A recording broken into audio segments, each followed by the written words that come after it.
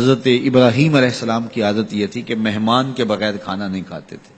اور یہ بات ذہن میں رکھو کہ جو کھانا مہمان کے ساتھ کھایا جاتا ہے اس کا حساب نہیں ہوگا، چاہے وہ پرتکلف ہی کیوں نہ ہو.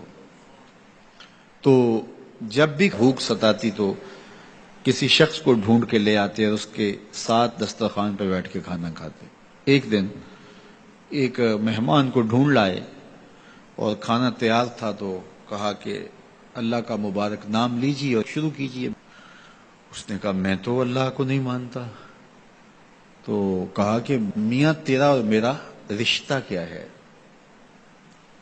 میں تجھے اللہ کے نام پہ ہی تو کھلا رہا ہوں کہ تو اس کا بندہ ہے، اور اگر تو اس کا نام ہی گوارا نہیں کرتا تو پھر کیا باقی بچا؟ اس نے کہا روٹی کے چند لقموں کے لیے میں اپنے بت سے بے وفائی نہیں کر سکتا. میں بتوں کا پجاری ہوں اور مجھے بھوک بھی لگی ہے، لیکن میں اپنے بتوں سے بے وفائی نہیں کر سکتا. تو حضرت ابراہیم نے فرمایا تو اتنا غیرت مند ہے، اپنے بتوں کے ساتھ تیری یہ وفا ہے، تو سن پھر میں بھی اللہ کے نام کے علاوہ تجھے ایک لقمہ نہیں دے سکتا. اس نے کہا کوئی بات نہیں، اٹھ کے چلا گیا. وہ چلا گیا تو جبریل آ گئے، رب کا سندیشہ دیا، ابراہیم تو نے میرا بندہ ناراض کر دیا. یا اللہ وہ تیرا بندہ تھا، تیرا نام لینا گوارا نہیں تھا. کہا ابراہیم اس کی عمر کتنی ہوگی؟ مالک 70-80 کے پیٹے میں ہوگا. تو کہا اتنا عرصہ ہو گیا نا کہ میں اس کو دے رہا ہوں، تم ایک دن نہیں کھلا سکے.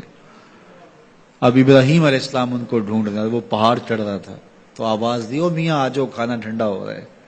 اس نے کہا آ جاؤں گا لیکن تمہارے رب کا نام نہیں لوں گا. کہا نہ لینا، آ جاؤ.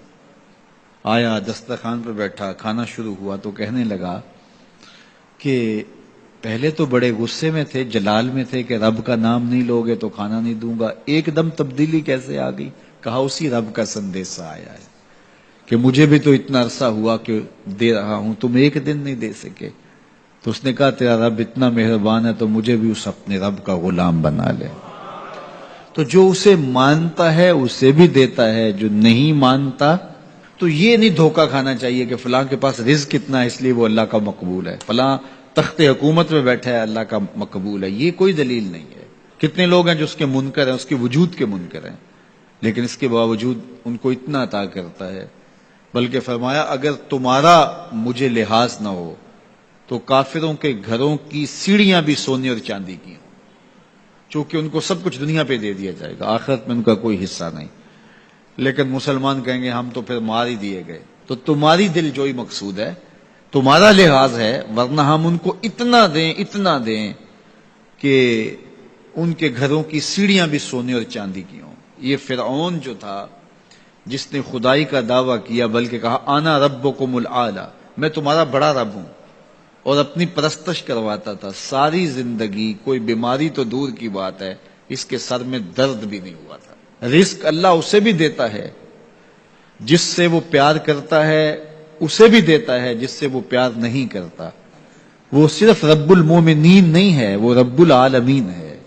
صرف مومنوں کا رب نہیں ہے، وہ تمام جہانوں کا رب ہے.